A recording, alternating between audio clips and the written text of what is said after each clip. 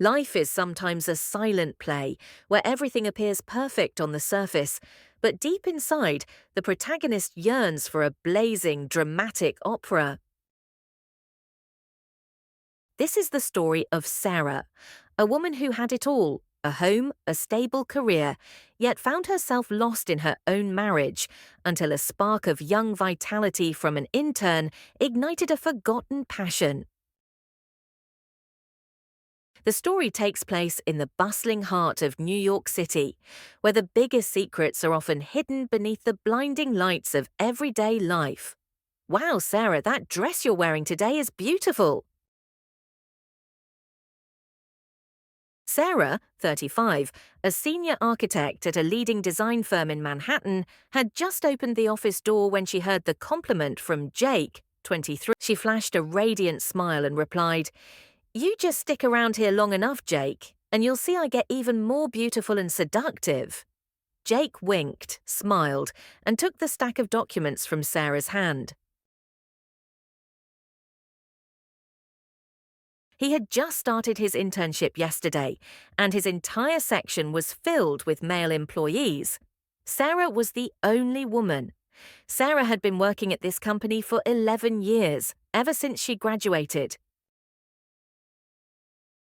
Sarah was married to David, a husband who spoiled her in the literal sense. As a woman, she did not want a monotonous life, coming home from work, having dinner prepared by her husband, eating, bathing, resting, and then going back to work the next day. She dreamed of romantic or passionate evenings with her husband, but David didn't understand that. Their conjugal life was merely perfunctory, happening 2 or 3 times a month, lacking any genuine emotion or fantasy. Her current, frustrating life made her occasionally entertain thoughts that deviated from her marital commitment, but they remained just thoughts. She didn't dare to act on anything else. "Would you like some coffee, Sarah?" Jake's voice startled Sarah, pulling her out of her thoughts and back to reality. "Thank you, dear. I'll try it to see if the coffee you made is any good." "If it's good, I'll make you a cup every day from now on." Sarah looked at Jake, feeling surprised. Youth was so wonderful. Youth knew how to pamper. She had always longed for simple, sweet words like that from her husband, but they never came. She started paying more attention to him, occasionally bringing him a sweet pastry or a hot cappuccino. She liked this feeling, having someone care about her and caring for them in return. One night, lying next to her husband, Sarah couldn't sleep.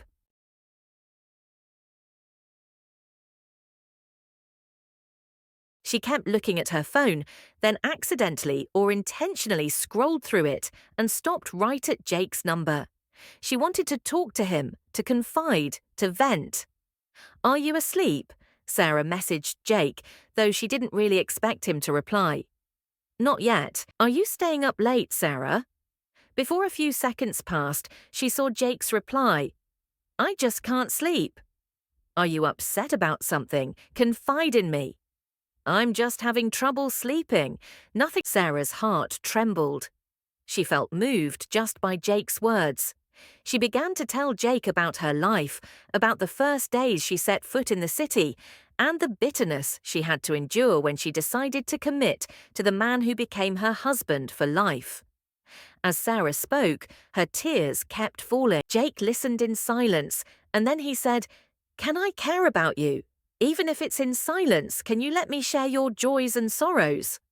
Sarah was startled. Her husband was still snoring beside her. The young man, she realized that she was truly moved. It was the feeling of a woman always intensely craving and wishing for this sensation. "I have a husband and children. I don't want to betray my family," she replied to Jake, with a tiny bit of sober consciousness remaining. "I won't keep you for my... You will still belong to your husband and your children. I just ask permission to stand by you, to silently share your ups and downs, okay, Sarah?" Jake answered her. She fell silent. Her mind was a mess.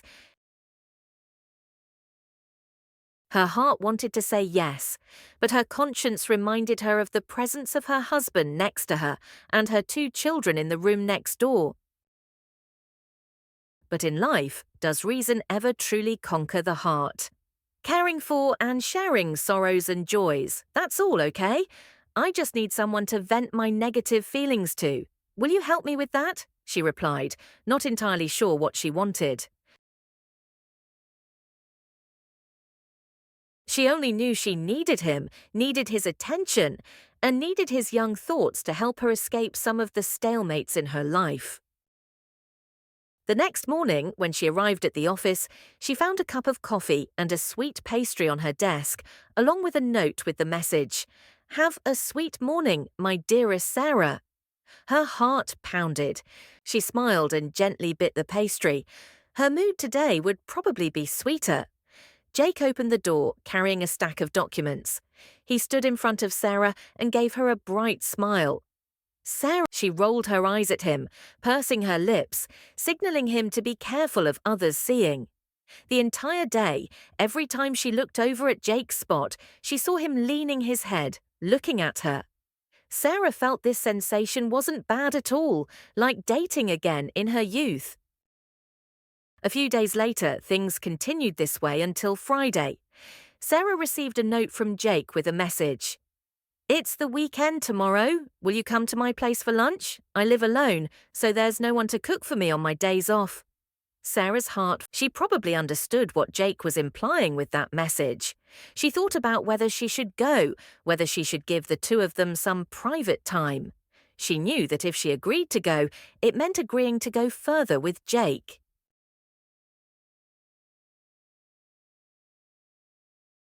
At noon, Jake sent her a text. "Do you agree to come cook for me tomorrow, Sarah? If you do, wait for me at 10 a.m. tomorrow at the coffee shop in the company lobby and I'll pick you up." Sarah read the text but didn't reply yet. She wasn't sure if she should go. If she did, what reason would she give her husband? Tomorrow was the weekend, and usually she and her husband would take the 2 children swimming and then go eat the pizza they loved. What excuse should she use to be out? While she was struggling internally, "I'll eat the food you cook, I won't eat you," followed by a laughing face emoji, Sarah looked up at him, smiling. "So you did guess what I was thinking. I'm not worried about you eating me. I'm just worried about how to get out of the house. So you'll pick me up tomorrow then?" Sarah stared at the message she had just hit send on. Glancing at Jake, she saw him hugging his phone and smiling blissfully. During dinner that evening at home, Sarah sipped her soup and told her husband, "The company has urgent work to handle tomorrow, so I still have to go in. Could you take the kids out alone for me, please?" Her husband smiled. "You just focus on your work. Don't worry about the kids. I can handle it." Sarah was secretly pleased. Having a husband like this was convenient. That night she couldn't sleep, tossing and turning, thinking about after her husband fell asleep. She went to open the wardrobe to choose her most fashionable, most seductive outfit. Holding the black off-the-shoulder bodycon dress, she went into the bathroom, changed in. Sarah sighed in admiration. "So I'm still that alluring." She changed back into her pajamas and returned to bed. Sarah pulled the blanket over herself, wrapped her arm around her husband, and went to sleep. At 7:30 a.m., the alarm clock rang. Sarah woke up and saw her husband. After going into the bathroom to brush her teeth and wash her face, Sarah went downstairs and saw her husband setting the table. "Eat before you go to work." Sarah was startled. "Oh, right, I'm going to work today." Sarah sat down and finished the bowl of beef noodle soup her husband made. Then she went upstairs to change into her office clothes, putting the bodycon dress into her handbag. She went out the door to change her shoes for work. Today she chose a pair of high heels that she usually didn't wear to work because they were a bit too high and would hurt her feet. She drove to the coffee shop in front of the company. She parked her car in the garage and ordered an iced latte. After sitting for about 5 minutes, she went into the restroom to change into the dress, spray some perfume, and touch up her. She returned to her table and received a call from Jake. "Have you arrived at the coffee shop, Sarah?" "I just got here. Hey, how long until you come pick me up?" "About 15 minutes, Sarah. I'm just stopping by the supermarket to buy some wine." "Hurry up, She pondered over her iced latte. What was she doing? Was she deceiving her husband and children, or was she deceiving herself? She was living for her own feelings. But what would happen if her husband and children found out? With the image of a good wife and a loving mother. While she was struggling internally, Jake called, "I'm here, Sarah. Come out." It was too late to regret now. Sarah jumped up, grabbed her bag, went out the door, down to the garage to get her car, and followed. When they arrived at Jake's house, she was surprised by how clean it was for a young man living alone. "There's food in the fridge. What are you going to cook?" "Well, what do you want to eat? I'll cook whatever you want." "Then I'll eat you," Jake replied, smiling brightly. "Didn't you say yesterday that you wouldn't eat me? Said I shouldn't worry." "But you asked me now. I want to eat you. Whether you allow it or not is your decision," he said. "You always joke," Sarah said, then opened the fridge and pulled out some. "I'll make beef stew, okay? It's been a long time since I had it." "Then I'll cut the carrots and prepare the vegetables for you, okay?" Jake said, then took the vegetables to the sink. While preparing the vegetables, Jake saw Sarah bending over to cut the beef, catching sight of her hourglass figure. Jake couldn't help himself. "Your figure is truly beautiful, truly seductive, Sarah." "I have 2 children. What's seductive about that?" "How can you not be seductive? I don't dare look straight into your eyes right now," he said. "You always joke," Sarah said, laughing and speaking. She looked up and saw Jake hugging her from the back. That warmth, that sensation made Sarah forget everything. Just one hug like that, but it made Sarah feel like she lost all reason. She craved more than this. She didn't want to be a good. She turned around, reached out, and hugged Jake back. Sarah opened her eyes wide, looked at Jake, and said, "Can I be a bad woman just once? You can be bad with me forever." They lunged at each other. They hugged and entwined. They felt a strange sense. "My husband has never given me this feeling. Can you take his place and do these things for me?" Jake whispered breathlessly into Sarah's ear. Their breaths mingled. The two merged into one. In that moment of ecstasy, Sarah forgot she had a family, a husband, and 2 children. They tumbled over and over like that, forgetting hunger, forgetting time. By the time Sarah's phone rang, it was already past the company's closing time. She quickly jumped up, went to shower, and changed back into her morning office clothes. "I need to leave now. I'll come again another time for lunch, okay?" "Are you satisfied today, Sarah?" "You did a great job. I'm very satisfied, aren't I, my sweet boy?" Sarah asked, so she could be that passionate, that bad with a strange man. "Will you come next weekend?" "Probably not. If I go every week, my husband will get suspicious." But Jake's face was downcast. He silently watched Sarah put on her shoes by the door. "I'm heading home. See you at the office on Monday." Sarah stepped into the elevator.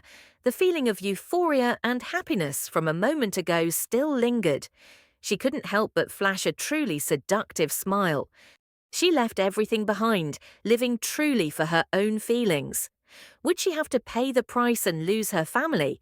Sarah stopped thinking about it. Whatever happens, happens. From that day on, Sarah and Jake messaged each other more often. She was also more comfortable laughing and talking with him at the office. But they hadn't been able to arrange a day to meet for intimacy, even though Jake kept texting every few days, asking when they could. But Sarah still didn't dare to lie to her husband and go to the company again. Finally, they decided to go to a hotel during their lunch breaks. No one in the company suspected anything, and no one cared about their absence. They spent 2 hours together, rushing into each other's arms.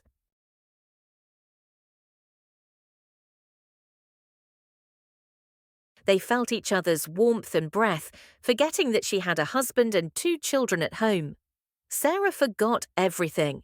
Sarah only knew that those noons, "I'm transferring to Washington, D.C. next week, Sarah." Sarah received Jake's message while lying next to her husband. Reading the text, she felt stunned, her face naturally flushing red. "Why? Did you resign or did someone transfer you?" "My dad got me into a company owned by an acquaintance, so I'm going there to work permanently. Then what about you, Sarah? Are you leaving me behind?" "I'll arrange to come visit you, and when you can come visit me, okay?" She knew Jake had made his decision. Nothing she said would change it. Besides, she wasn't anything to him.